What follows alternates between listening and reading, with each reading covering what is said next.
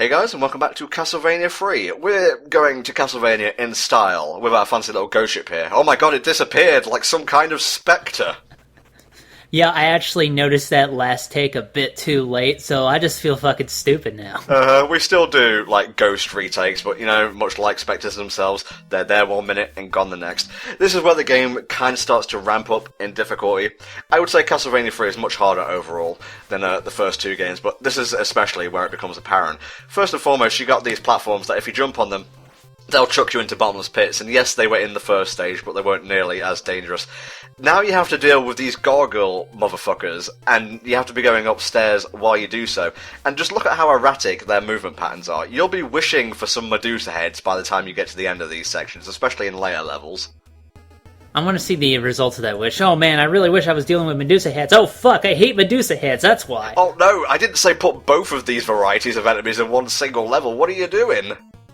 Get like the gargoyles, but replace their actual heads with Medusa heads, and then they just fly super erratically everywhere, like super fast all over the screen. A little bit of a breather room here, I guess, with this Axe Knight. They really became a lot more, like, impotent as the series went on. I was, like, watching a bit of Symphony of the Night, and they're a bunch of pussies compared to the first game. It's like, they only really get in because, like, they have longevity contracts, but after a while, you know, they work, and they kind of get slower in the ring, you know what I'm saying? The fucking Axe Knights have tenure, I love it. Well, I mean, that tends to be true of a lot of video game enemies, I notice. Like, the only reason Goombas get work, even though they're fucking worthless pretty much, is because they're Goombas, you know, that's really all they're known for. They're the Hulk Hogan of Mario next to Mario himself. Yeah, they're unionized, to put it a better way. I think we're coming to, yes, this is a vertical scrolling section here. Oh, Jesus, it's basically... think of Toxic Tower from Donkey Kong Country 2. Once we reach a certain point, here we go, it's going to start shifting upwards at a somewhat rapid pace, so get a move on, Trevor, lest the ground literally swallow you up. It's good to have sections like this in the game when Trevor moves and jumps as terribly as he does, because this is still using like a, you know, traditional you gotta be really slow and patient NES style of Castlevania jumping, unlike future games where you're able to guide your jump better, like in Super Castlevania 4. So, it creates more pressure to be as fast as fucking possible when you have to deal with that. And I love how the knight just spawns in randomly when the screen shunts down, you know, because that's fair. Yeah, well, if you get ahead, you can bypass them easily, but it's like Helldragon says, two words that come to mind when dealing with these types of things. You've got to be particular, and you've got to be precise, and you've also got to take positioning into account. So remember the 3 Ps, the p-p-p. The PPP 3D. Ugh, these fucking gargoyles, I swear to God. If I could hate an enemy to death, I'd probably pick this one. That would be my stand power. I'm trying to remember what enemy I hate the most in a video game, but I've played so many and I've seen so many enemies, I should start a channel about it. Oh, there's nothing encouraging on that screen at all. Starting to wish I still had axes. It makes sections like this where you've got to, like, climb upstairs and there's an enemy above you much more palatable. Yeah, but you could still destroy his axes mid-swing, so it's not so bad. Oh, this tower climb section, one of the worst bits in the game, at least for me in terms of difficulty. You need to be perfect to make it through here without damage. And I will admit, I've used save states throughout this game. I did this one in one go, so there you go. I do like how the game allows you to switch characters while you're on the stairs, because if Castlevania 1 did that, they probably wouldn't let you, so that's actually nice of them. Notice how these ones only shoot 2, as opposed to the regular skull turrets that shoot 3. Thank heavens for small mercies. Also, I realized, you know, with the screen scrolling section back there, like, not only you had to do all that, you said positioning, you have to go up the stairs. And it's kind of weird to go up the stairs in the early Castlevania games, because you gotta be exact. And when you're on a time limit, effectively, that doesn't really play out very well. Silpher's power, like either ice or fire, works really well here, especially when you're jumping across the gaps, and you know Konami just loves to throw in crows and whatnot, especially in, like, I think I remember it most specifically from Castlevania, but it happens in Castlevania 3 as well. And here's Frankie again, missing his flea man for some reason. Well, you know, one less thing to deal with, I suppose. Maybe like Flea Man slapped Frankenstein's girlfriend and then moved to New York or some shit. Frankenstein, go solo! Oh, I love long-range attacks that let me put up with the enemy's bullshit, or don't have to put up with the bullshit, to be more precise. Do you think Frankenstein's monster will get a name besides Frankenstein's monster or Frankenstein? Shit, I was calling him Frankenstein as if he was the monster, wasn't I? Everybody does that, don't worry about it. Well, no, I did the same thing near the end of Fusion, where I called Samus Metroid, and I'm still embarrassed about it to this day. You should be, but it's funny. Yeah, okay, which level are we on here now? Sorry, gotta refer to notes here, we're going, like, very quickly. The walkway to the castle. Eagles abound! Man, I'm a corny motherfucker. This stage has gotta be fun. Make use of the ice spell, I believe it's in a candle, along the upcoming waterway, and you can just breeze past level 6A. It's so weird to see Trevor in action again. You'd think this game was called, Silpha Belmont Adventures or something. Now, I believe, I'm trying to remember which game. It was either the second Game Boy game, and I know there was a canceled Dreamcast game, but there's actually a female Belmont that you've been able to play once or twice called Sonia Belmont, and I believe she had Christopher Belmont as a son, which led into the events of Castlevania The Adventure. I believe if my timeline's correct. Is that, like, canon or something? My heart tells me it's not. No, well, the timeline and canon in terms of Castlevania have mixed up a little bit over the years, so... Well, you've got Lament of Innocence, which I think was the first one. You could possibly be looking this up, mate. I don't have to do everything on my own, do I? Alright, let me look. There you go, a little bit of passive-aggressive, you slap around your co-commentator, jobs are good. But I know this game leads directly into Curse of Darkness, I think, and obviously Castlevania 1 leads into Simon's Quest. Then you have, like, the GBA and DS games, I don't know what order they're in. I know Aria of Sorrow comes before Dawn of Sorrow, I believe. Let's see here, Oh good, it doesn't actually mention the name of her son, Well, it implies that her child was fathered by Alucard. That's a great image, right? Yeah. She met him when she was 17 or 15. That's just great. Oh, her existence got removed from the official timeline, apparently, so I'm still fucking right. Non-canon! So I can imply whatever the fuck I want, and it's technically accurate. The first game, chronologically, was Lament of Innocence, wasn't it? Yeah, that was the one with Leon Belmont, I believe. And that was the one where I believe his whip got enchanted to become vampire killer by, like, the soul of his dead wife, dead girlfriend. You know what? That sounds stupid, but it's better than putting the soul of your wife in your fucking robotic arm. You know what I'm saying? Well, I'm amazed you went with that and not the fucking Linkara story, where the soul of a dead girl inhabits his gun. Well, I'm not saying putting things inside other things is always great. It has unforeseen consequences. I suppose. I mean, you can't really be thinking that far ahead when you decide to put somebody's soul inside of a gun, or, God forbid, an arm. Oh, thank God I got her magic spell book back. She's useless without her magic. I did notice back there you were using that ice spell, and that really did seem effective. Why didn't you keep that?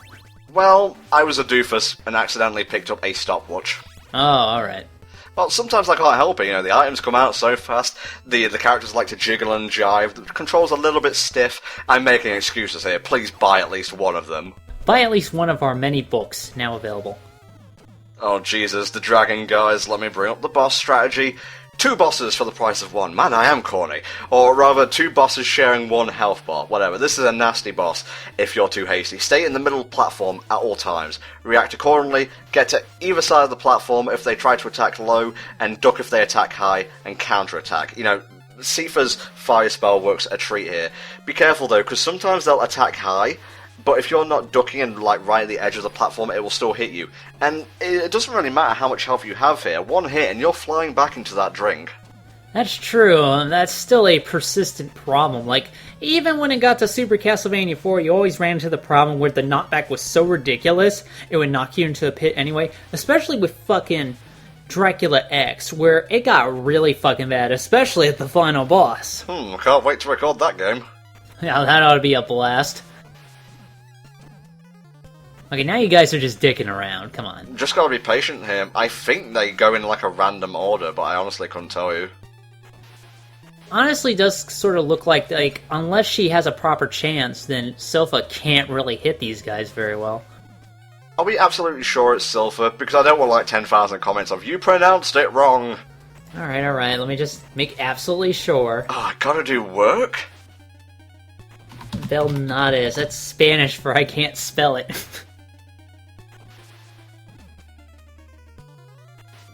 CIPHER, also known as FERNANDEZ. What? Or FERNANDEZ. What the fuck? I think that was his male name, in this game before they revealed, oh, it's a woman. So CIPHER is her name. Okay, so we apologise for the previous pronunciations. We're just going to call her CIPHER from now on. My face was pretty much Trevor's face back there. Fernandez, really? I will join you in your quest. I am Fernandez. Fucking Ralph C. Belmondo. Well, at least we're talking about Sofa with some dignity in this game as opposed to Castlevania Judgment, where she had fucking none at all. CIPHER, man, we just discussed this. CIPHER, whatever. I'm gonna call her Fernandez now. Fucking Fernandez.